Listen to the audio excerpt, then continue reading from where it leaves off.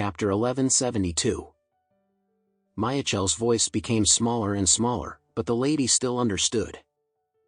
Upon hearing this, the lady said nervously, "Oh, that Lucy was in the black coal kiln.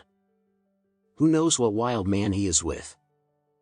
I think she is not only pregnant with someone else's wild species, but also with come back from all kinds of diseases. Go! I'll accompany you to the hospital for a thorough investigation." When Mayachel heard this, he also guessed that he was probably infected by Lucy from the disease, and he became even more annoyed. But the itching turned to irritation. Now for myself, the top priority is to go to the hospital to check if I am sick. So he hurriedly said, "Oh, Mom, how embarrassed to let you accompany me with this kind of thing, and I can do it myself if you give me the money."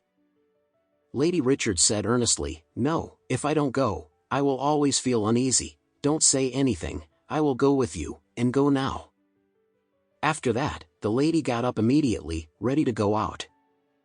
Mayachel had no choice but to nod his head and left home with his mother helplessly.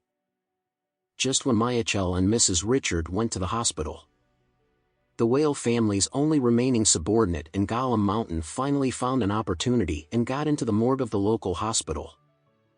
He spent a lot of money to bribe the gatekeeper of the morgue, and the other party made an exception to let him in. He called on the 10 people who died in the avalanche of Gollum Mountain, and said to him, "You can see it, but you must be psychologically prepared. The death of these 10 people is very miserable." The Whale family's men nodded, and opened the freezers for corpses one by one. When the body bag was opened, the Whale family's subordinate was shocked and stunned. Although the death of the great heavenly kings was indeed miserable, he could still recognize that these 8 corpses were the great heavenly kings. So he took out his mobile phone, took a photo of the heavenly king's body, and sent it to Fury. At this time, Fury was waiting for news in South Haven. Although the Whale family has determined and affirmed the fact that the 10 heavenly kings have been killed in their hearts, everyone still has the last gleam of hope. But when these photos were posted, all the hopes of the Whale family collapsed completely. The 10 heavenly kings are really dead. And they died of an avalanche. This is too unacceptable. Sending out top masters over there, before seeing the enemy die in an avalanche first, isn't this f***ing bullshit? Elder Whale also suffered a blow. The 10 heavenly kings have followed him for so many years and started this business with him. Deep down in his heart, he has a deep feeling for the heavenly kings. Now that the great heavenly kings were all killed overnight, he would really not accept this kind of result for a while.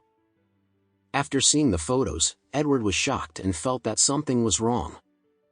He opened his mouth and said, "Dad, Grandpa, how do I feel that the great heavenly kings have so many injuries that look wrong?